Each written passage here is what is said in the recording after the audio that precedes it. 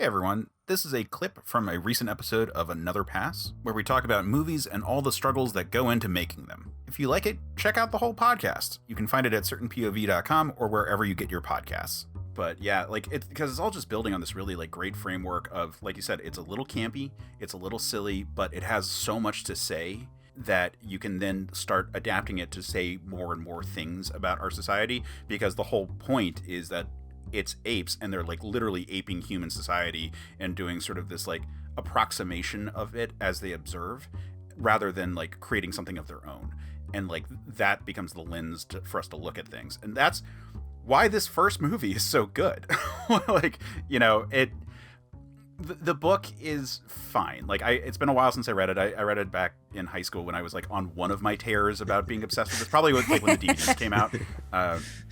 Because, you hyperfixate on something for a while, and then a couple years later, you're like, oh, right, that was really fun to hyperfixate on. Let me hyperfixate on it again. Cheaper than medication, right? Exactly. So, I went through a phase somewhere around junior high, and then the DVDs came out, so that was probably, late high school, early college, where I was like, oh, yeah, fuck, right, I love these things.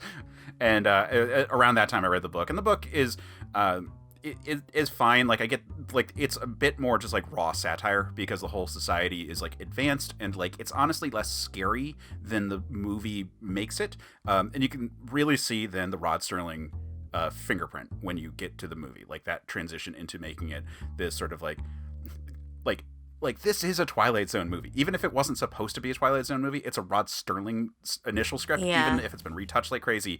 And the reveal of the apes, the fact that it takes 30 minutes to get to the 32 apes, minutes and 10 seconds. Which is insane almost, because it's called Planet of the Apes. Yeah. So you're standing there watching beautiful vistas. I mean, gorgeous. I mean, it is a beautifully shot movie. But there are no apes for 32 minutes on the Planet of the Apes.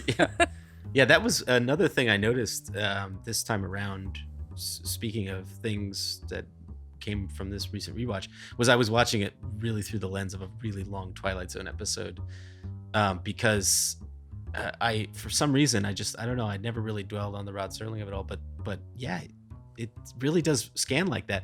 There is one, and maybe the movie would be impossible to get around this, but there is one leap of logic that makes it one step below a proper Twilight Zone, is that, and it's a stupid thing to even bring up, but the fact that Taylor never questions the English language.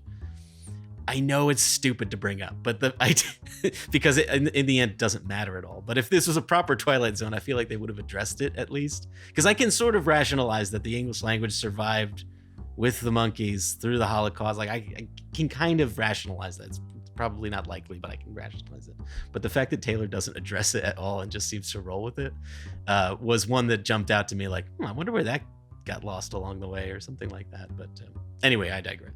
Yeah, because the fact that it's still English should be an Easter egg, just for if the twist of it being still Earth. But then also part of it is that it even speaks to the fact that the apes are not creative in the same way that humans are, or at least that's as a bulk society. It's very explicit in the book that chimpanzees are the first to really make advancements and not just copy everything that they've been doing for forever. And so it makes sense that it language evolves normally, and the fact that these apes have learned a language and are so iconoclastic, they're so locked into everything, it will not change, because they cannot let it change, because that's all they know how to do. They don't know how to make new terms for things. They can just keep using the old ones about right. Yeah. I never thought of it that way. That's a great rationalization. Still wish Taylor would have been in. Why are you all speaking English? Yeah, Taylor should have thought about it. No. It's a weird thing. Yeah, because I also looked at this movie for this particular time from the lens of, is this just a Twilight Zone episode? And it really works very well if you think of it in that framework. The astronauts traveling through the California desert is super Twilight Zone staples. So many episodes are yep, we're just out here in California, and if it was black and white, it would look just the same as all those other movies. There are points in the movie that really feel like there should be commercial breaks, specifically right after Taylor says the "Get your stinking paws off me, you damn dirty apes." Yeah. And it's a great moment. There's great musical score, or this huge swell that occurs right there. The look on Zero's perfect. cut to commercial should happen right there. Yeah, actually, cut to commercial. Yes, I was also thinking of it like a play. It seemed to have the cadence of a play in that way, where it was almost like that's where the curtain would fall, and then you pick it up again or something. It's such a dead stop, dead start. That I don't know if the person who did the screenplay had any background in theater, but I wouldn't be surprised. Yeah, it also comes at about the exact halfway spot, and that makes it like even more so this whole like, yep, we're like, here's the paradigm shift right there, like the act 1 act 2 kind of structure to it, which is different than the way a lot of screenplays really work, and because Taylor as a speaking individual is in that society is such a shift to what the dynamics of everyone's relationships are. It's just a very dramatic, like the first half is one and then the second half is a totally different thing. Remember, if you like that clip, check out the podcast. You can find it at certainpov.com or wherever you get your podcasts.